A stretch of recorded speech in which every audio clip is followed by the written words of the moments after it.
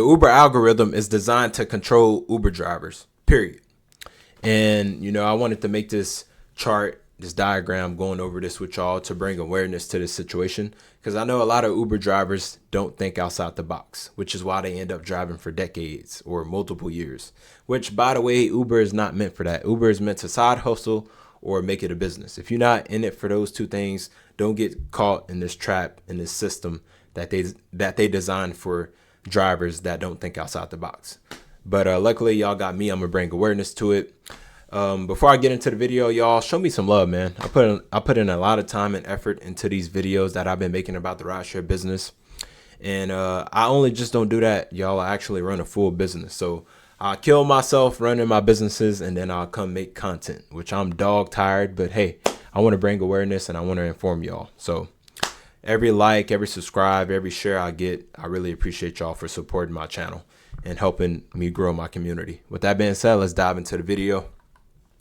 We got the control system rollout. So just to update y'all what's currently happening, if y'all hadn't been paying attention, Uber rolled out this advantage mode versus the standard mode. So they dressed up the advantage mode basically like, oh, we're going to reward you. You've been a good driver. But the standard mode is basically driver jail.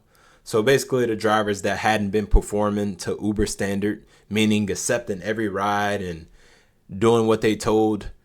Yeah, if you ain't been doing that, you in driver jail, which is the standard mode, which to me, I don't really notice a difference. They try to make all these bullshits behind the two as far as the benefits, the pros and the cons. And to me, it's the same thing. It don't matter if you're in advantage mode or standard mode. Who gives a fuck? But this first rolled out in Tampa. Now it's spreading throughout nationwide. And I will argue it's probably in every city now. I know it hit Houston a couple months ago. So I know it's in all the other major cities out there. So algorithm is designed to eliminate cherry picking within drivers. So they created these two systems, the advantage mode and standard mode, because they got tired of drivers cherry picking, because they know drivers tired of the bullshit. They don't want to run their car or SUV into the ground for pennies on a dollar. So that's typically what it was created for. And it forces drivers to accept all rider requests.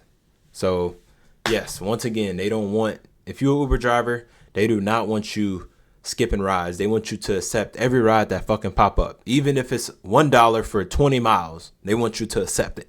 And the good thing about that, y'all, is you get to stay in advantage mode. You get to stay in advantage mode and get all the good benefits that come with advantage mode, which, like I stated, it's not really a fucking difference. They just target drivers. Uber got a good thing where they know how to target drivers that don't think outside the box, because they know a lot of drivers actually care about their driver rating, and they making a living off of this, so they want to get all the benefits that come with it.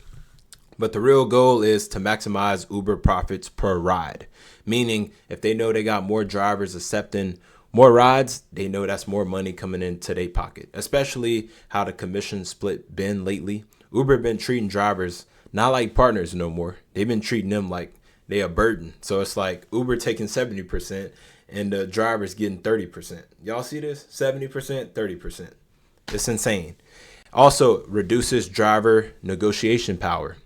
So if you know you want to stay in this advantage mode, you're going to do whatever you got to do to stay in that mode. You're not going to skip rides and shit like that, because you know that's going to hurt your score, which is like, okay, I'm not going to negotiate these rides no more. I'm going to do whatever I got to do to stay in advantage mode, which leads to you accepting more rides.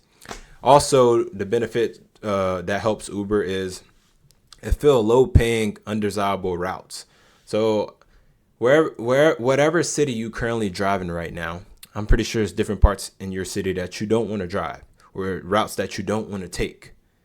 And, I can argue it's a lot of shit that go on here, or different parts of the city here in Houston that drivers don't want to go or don't want to take because it may be unsafe, or they doing some road construction that makes the trip an extra 30 minutes for 40 minutes, or extra 30 minutes to 40 minutes that drivers don't want to take. But since they rolled out this new system, people are going to do what they got to do to stay in that advantage mode.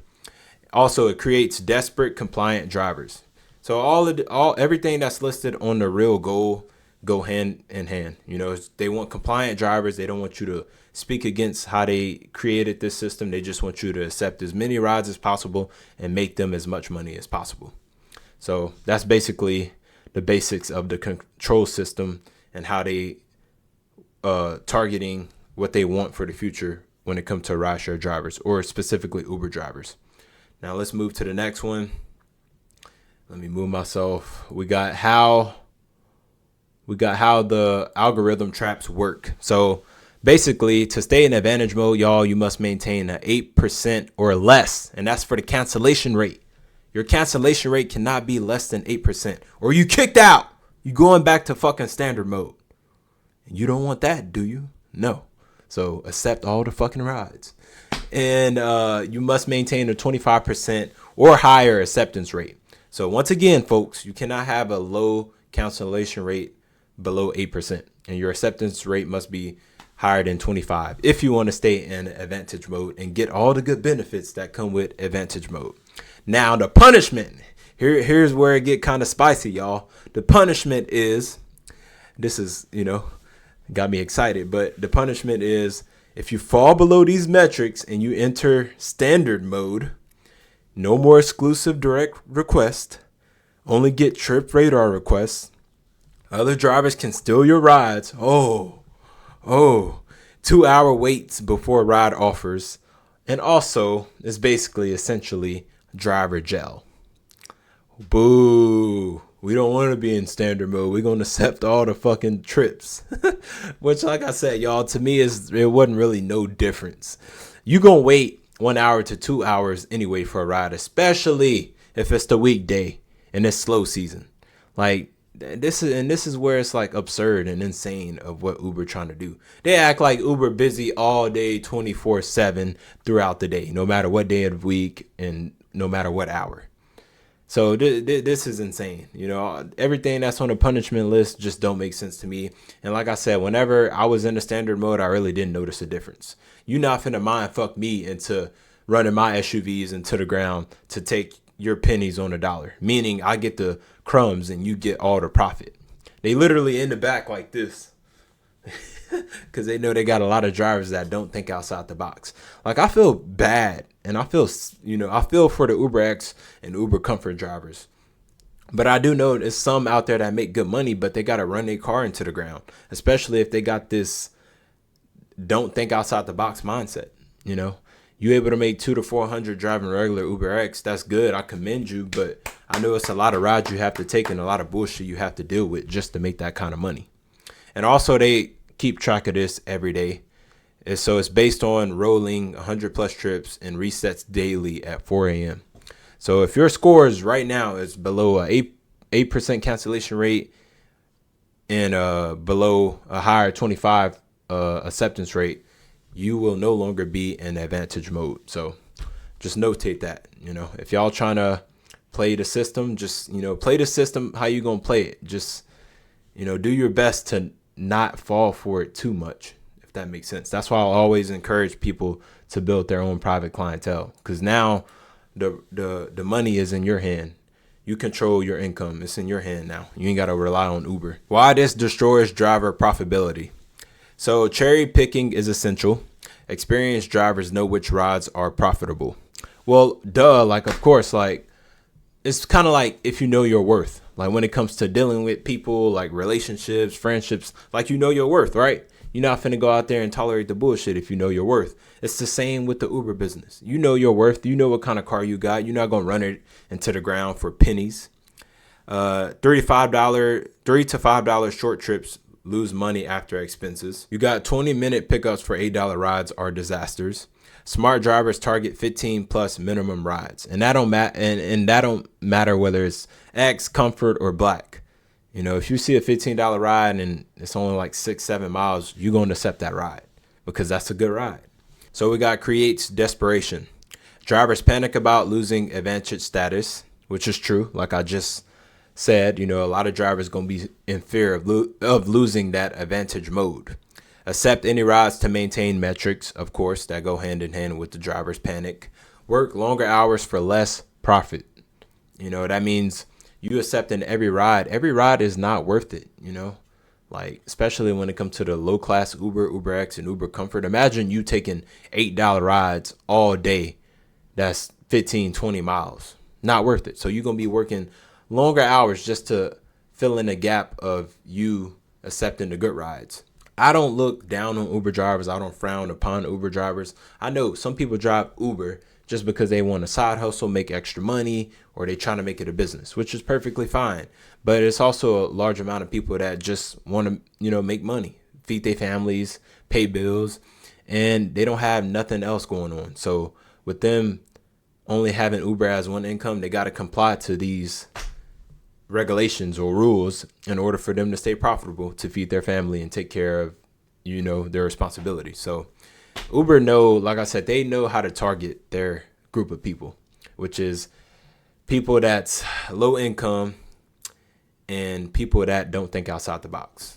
The bigger picture, industry trends. Earnings decline data, 28%, forecasted earnings reduction for 2025. So the University of Oxford study confirms drivers' income decreased. Upfront pricing algorithm reduces wages. Less than 5% of drivers stay more than 1 year. Market oversaturation in most cities. In the most cities that's oversaturated, which is the ones I listed in the video I made yesterday about the major cities, the best cities to drive Uber Black in, which is probably like New York City, Los Angeles, Chicago, Miami, all of the major markets. That's where Uber is mainly in demand in. Driver retention crisis. New driver signups at historic lows. Experienced drivers leaving in droves. Platform creating more control mechanisms. Yeah, and this is just the beginning for the control mechanisms. Like, this is just the beginning. Ain't no telling what Uber gonna look like in the future, especially with all these new rideshare things coming out, like the cyber taxi and all these other self-driving cars. Who knows what it's gonna look like in the future? My best thing to tell y'all is to just get your money and get out. Start using it as a hustle to focus on investing into yourself. Focus shifted from partners to call centers. So now they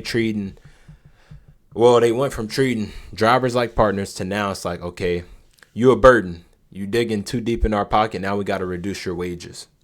This is the new reality drivers must navigate. Yeah, I mean, it's just a oversaturated, highly competitive market because now Uber got a lot of competition. But I do believe Uber will always be around, but it's just going to be more smaller companies that mimic what Uber has done. So that's why it's getting worse and worse, which is why I tell people do not solely rely on Uber for your income. Create multiple streams of income.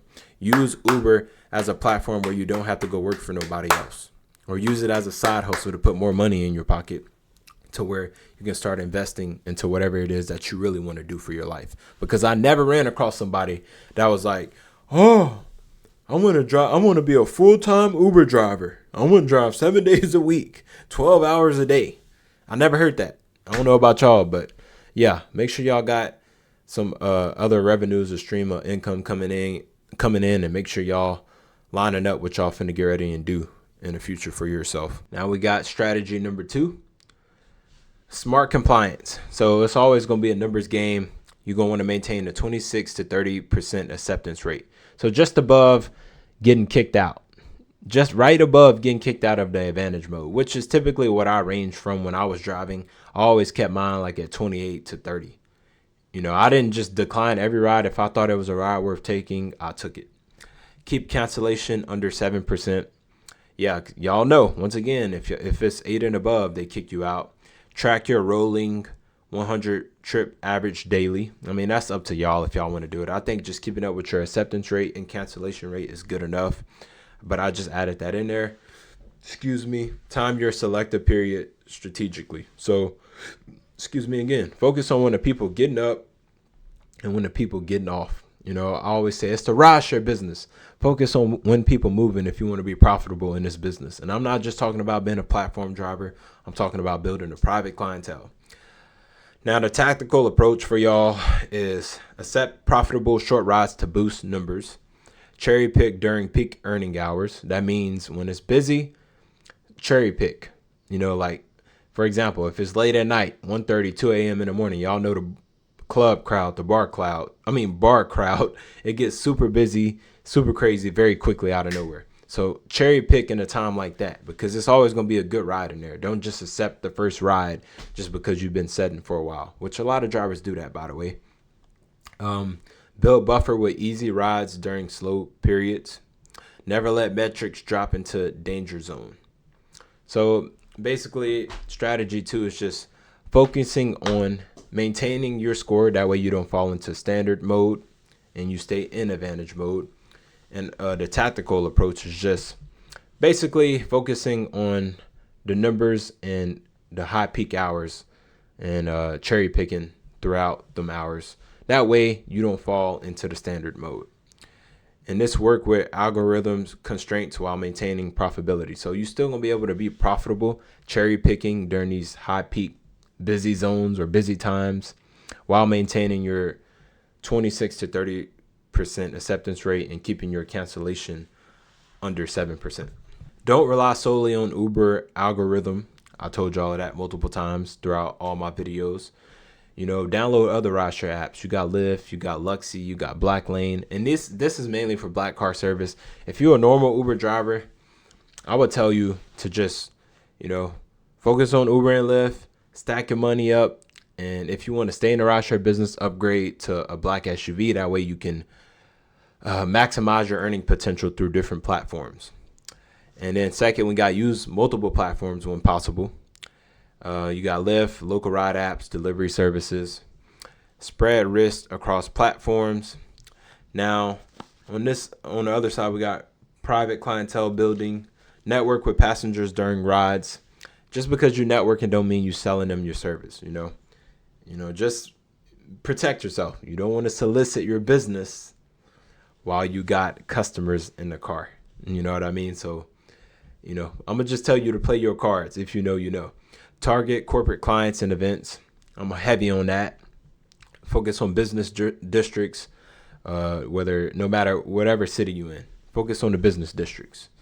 You always going to be able to make your money off corporate clients, especially because they're willing to pay more and not have to wait as long or not have to deal with as much bullshit when it comes to the traffic, because you're able to take toll and take different, faster routes. Not only that, but they ain't got to book directly on the Uber app. You can just text them or call them ahead of time. That way you outside waiting on them 10, 15 minutes earlier. Build repeat customer base. So whenever you start building a private clientele, keep their contact and always check in on them every couple of days. That's how you continue to maintain that repeat customer base where they're going to keep calling you back. And I'm talking about not just for corporate clients, but people that travel a lot, celebrities, athletes, whatever. Just focus on building that rapport where you can consistently service them every day if you can, or every other day. That way you always got that income coming in and you're not solely relying on Uber and Lyft to put money in your pocket. And then you can charge 3 to 5 times more versus the app rates for private rides, which y'all know I made a video talking about the different pricing structure when it comes to being a private driver. Now, Houston market. Why moderate cities win. Let me move myself, y'all. So market advantages is less algorithm pressure than New York, LA. Growing corporate client base, very strong here in Houston. Houston mainly known for energy and like the oil and gas business. A lot of corporate clients I done dealt with in the past and still got them on I'm still on their payroll or whatever, they still pay me. But still dealing with them kind of clients. We got strong energy sector executive travel, meaning it's just like a lot of corporate clients that fly in and out. And they might stay here for a day or two and then they flying out to the next city. Majority of these people that you deal with in the corporate world, they live in a suitcase. Or they live out of their suitcase, whatever you want to call it. They travel to multiple cities within a week span. So they might be in your city for 1 to 2 days and they out. So you're going to want to hook them with been a good client for their airport travel, or you picking them up and taking them to the airport, to and from the airport. Medical center, luxury transportation or luxury transport demand, multiple surrounding markets for rotation. Monthly earning potential with proper strategy here in Houston is going to be 10 to 15K. And that's what I was averaging starting out, because my mindset was never just being a platform driver, ever. As soon as I got into the business, I knew how to make money, which was people, selling my service to people, not having to share a commission split with Uber.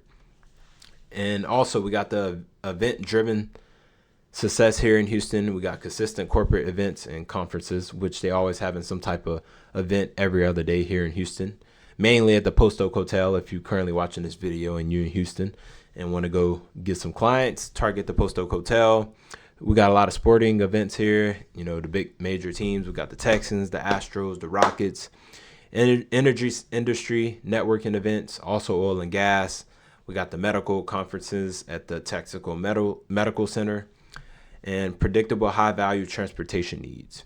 Houston diversity creates year-round opportunities, and we only continuing to grow each and every year, which is good. Like I said, we got the World Cup here next year in 2026. That's going to bring a lot of business to the city. So I'm looking forward to that, and I'm pretty sure if you're an Uber Black driver in Houston, you're looking forward to it as well. But now I'm a fleet owner, so that means my SUVs make more money. So this is the corporate strategy. Uber went public. Profit pressured intensified. Drivers shifted from partners to cost centers, meaning that we went from being a partner with Uber to now they like, oh, they a burden because we got to pay them out still. The algorithm optimization for corporate margins. More control systems coming in 2025. And I will argue it's coming in 2026 as well. I think we're just now seeing it. Every Uber program benefits Uber, not drivers. Mindset shift required. You got to stop thinking like an employee, which I already said. You know, think outside the box. Start thinking like a business owner. You know, try to make it a business. If your job is just to drive Uber, you don't have no other sources of income, make Uber a business. Even in a regular car, make it a business. You may not be able to charge black car services, but if you got a nice clean SUV, good personality, you know how to talk to people and sell your service, man, I firmly believe you can build a private clientele very easily. As an UberX driver, as an Uber Comfort driver. Matter of fact, I know UberX drivers that got a private clientele. So it can be done. It's just up to you and how lazy and how bad you want it. So it depends on how lazy you are and how bad you want it. Build systems independent of algorithms. Create multiple revenue streams. And I'm not just saying just strictly with Uber, like create multiple streams outside of Uber. That way, if shit really hit the fan on Uber and they really saying, you know what, fuck all the Uber drivers, we gonna hire our own drivers and bring in our own cars. Now you have a backup plan, or you can just get out of it without being in a financial bind or, you know, it being a burden on you. Successful drivers treat Rideshare as one income source. Yes, which y'all, I've been driving Uber for less than a year. I built a fleet of 3 SUVs in less than a year. I now have drivers working for me, but Uber was not my sole source of income. You know, I got multiple streams of income outside of Uber. I think Uber, you're able to make all right money, but you always need to be prepared and you always need to pay attention to what's going on because you never know when they're going to hit you with some shit. And next thing you know, you out of the Uber business. And if it's your main source of income, you fucked. So just make sure you have multiple streams of income, y'all, and you'll be all right in this business. What to do right now? This is y'all immediate action plan. What y'all need to do starting now this week. Check your current acceptance/cancellation rates. Research if your market has this system yet, which I'm pretty sure it does. Start tracking your metrics daily. That's up to y'all. I mean, like I said, I put that in there, but if you mainly focus on your acceptance rate and cancellation rate, you'll be fine. Start identifying surrounding markets for rotation, meaning, hey, if your market is oversaturated, you live in a major city where it's in high demand, move to a moderate city like Houston or, Denver. I'm just naming some, y'all do your own research when it comes to moderate cities. This month, begin building a private clientele. And I'm talking about all Uber drivers that's watching this video. UberX, Uber Comfort, Uber Black. Start building a private clientele. Network with passengers during rides. That don't mean you selling them your service. Just start talking to them. You'll be surprised of how much information you can get out of people and make it a business. Research corporate events in your city. Don't rely on just the Uber app telling you, hey, we got an event here. Like, no. It'd be more events that the Uber app don't catch. I hope y'all know that, right? I never went off that. I always talked to multiple people whenever I was driving full time. And they say, hey, man, it's an event going on here. It's an event going on here. You might want to hit that spot. And then I go hit it, and now I'm making more money. And on the Uber app, it's not even on there. So if you really want to focus on making money, target events that's not on or not listed on the Uber app. Also develop algorithm independent income streams, meaning you're not solely relying on the rideshare platforms. You have your own private clientele that pays you per day, per week, per month, whatever you want to call it. And I'll make more videos giving y'all more game about how I was able to scale a private clientele fast, and how I start charging all my private clients memberships instead of charging them daily, weekly. I'll charge them monthly memberships. But don't panic, adapt. The drivers who understand these changes and act strategically will thrive while others struggle, which I firmly believe that, I firmly believe that. A lot of y'all watching this video, I'm giving y'all the game, I'm giving y'all the knowledge, the sauce, and y'all still gonna go back and do the same shit y'all was doing that led y'all to be in the same position that y'all in, which I can't feel bad for y'all. So now that I informed y'all, I brought it to y'all attention, do something about it, change it, period. With that being said, everything that I listed, I'm telling y'all, I put a lot of information into certain things that I built, but I built the Rideshare blueprint basically to give drivers a shortcut on the logistics of the rideshare business. That way you don't have to spend hours researching, making mistakes financially when it comes to SUVs, cars, or insurance. So everything that I experienced within a year of how I scaled from one SUV to 3 SUVs to now where I made it a business, it's inside the Rideshare blueprint, y'all. It literally got calculators in there that tell y'all whether y'all making a sound investment or not. So if y'all want access to the Rideshare blueprint, click the link in my bio. Also, once again, y'all show love to this channel, man. Every like I get, every share, every subscribe, I really appreciate y'all for showing love. I'm tired as hell. I'm finna go give me some shut eye. But with that being said, I'll catch y'all next video.